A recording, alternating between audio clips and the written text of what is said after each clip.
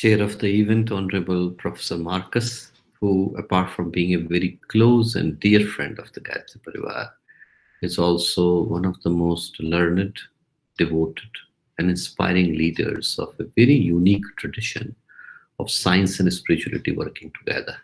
So, to him and all my brothers and sisters from different parts of the world, good afternoon to all of you, and my respectful pranams from India.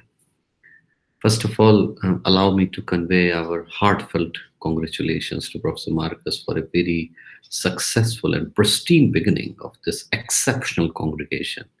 With his pioneering institution, a wonderful institution, we have cherished a very long, I would say, decade long, a strong and affectionate bond. And the news of this auspicious start on a very sacred day brings earnest happiness to our hearts, and we now look forward to continue providing all the possible supports to him to strengthen his academic endeavor even further. The theme that he has chosen for today's event is so pertinent and so timely, most wonderful. But before I dwell further on the subject, allow me to say few words on the contemporary circumstances which are most extraordinary. And I'm trying to send this message to you in those exceptional circumstances from the lap of Ma Ganga, foothills of mighty Himalayas. We are surrounded by them. And from Shantikunj, which is the headquarter of Gayatri Pariwar with 150 million members all across the globe.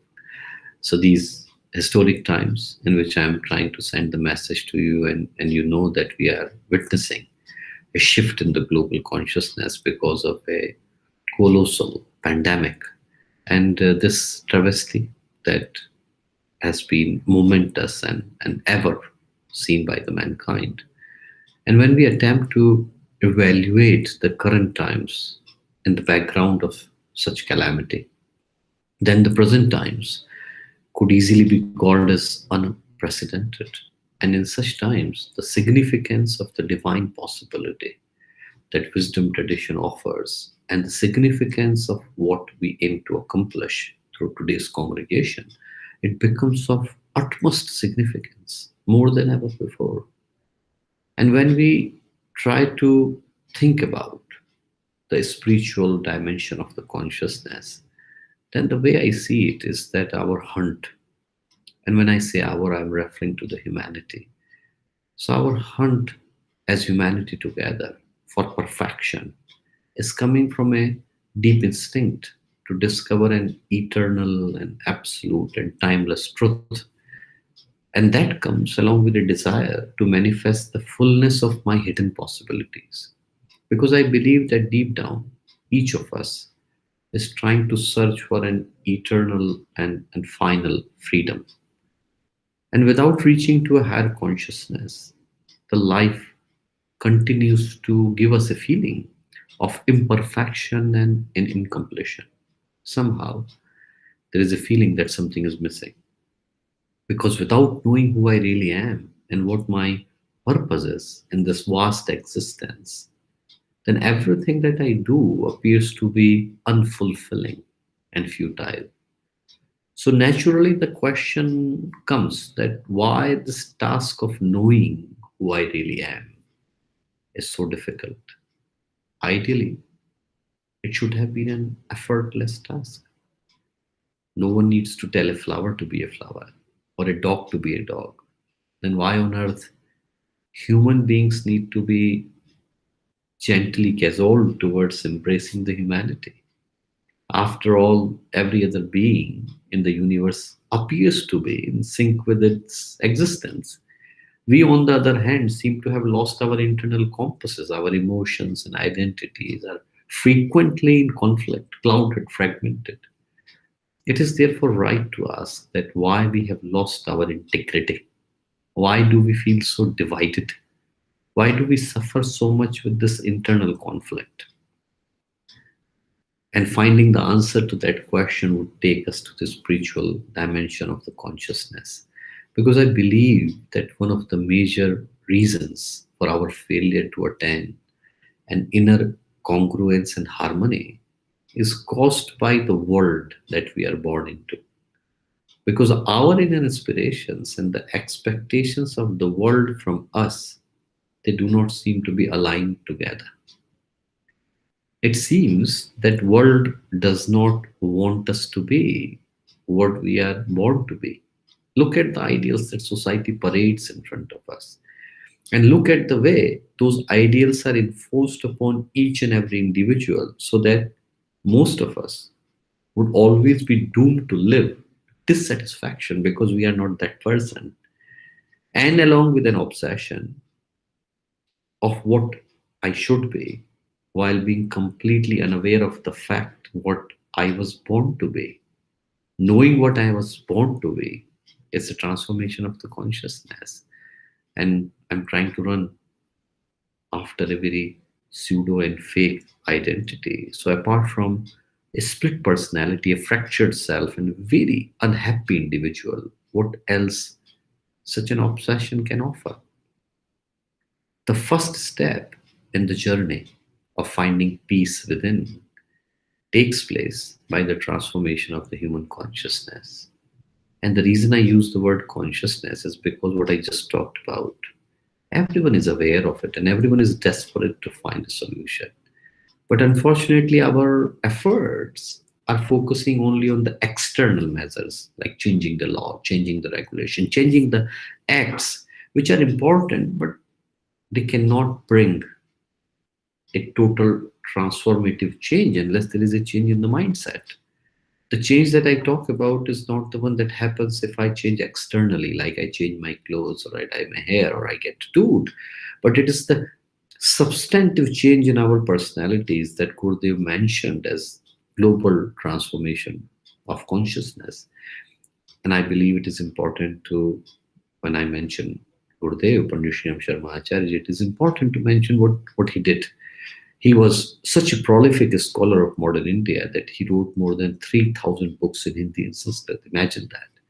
And also started a revolutionary movement called Thought Transformation Movement, Vichar Kranti Abhiyan, which now has more than millions of members and thousands of centers worldwide.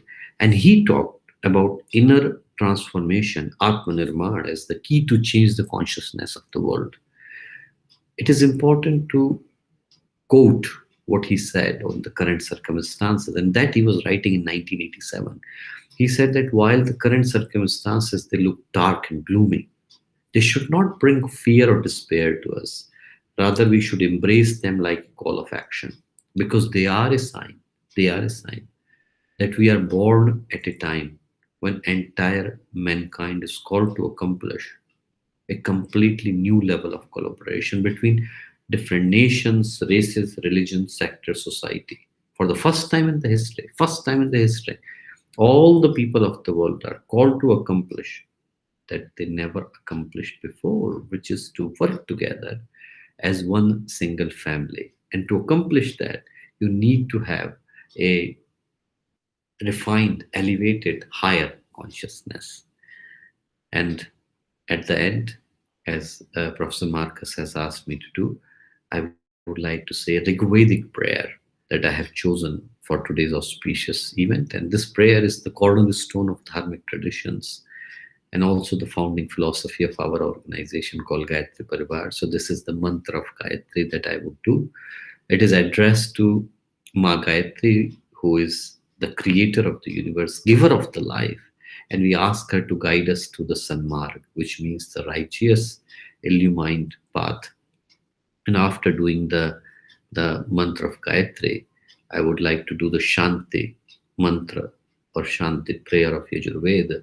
Shanti means peace, and this prayer is asking for peace and harmony to radiate all over the universe, on this land and in the skies beyond, in the water, in the herbs, in the trees, and all in the manifestations of the nature. So I will do the Gayatri mantra followed by the mantra peace, Shanti mantra. Om Bhurbhuvah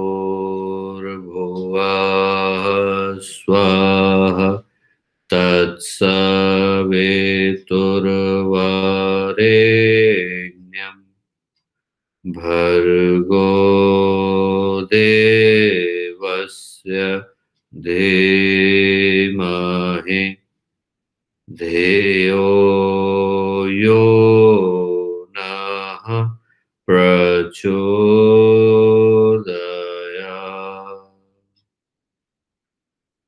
ॐ द्यौः शान्तिरन्तरिक्षगुं शान्तिः पृथिवेः शान्तिरापः शान्तिरोषधयः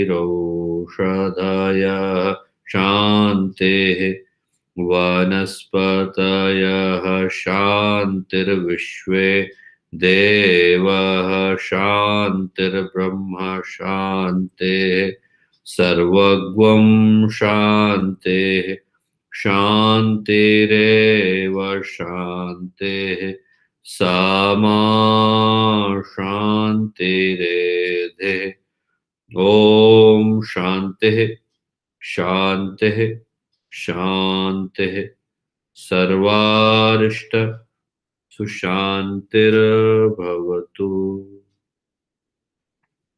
My best wishes to all of you for a very successful and pleasant end of this congregation. Best wishes to all of you for taking part, and pranams again from India.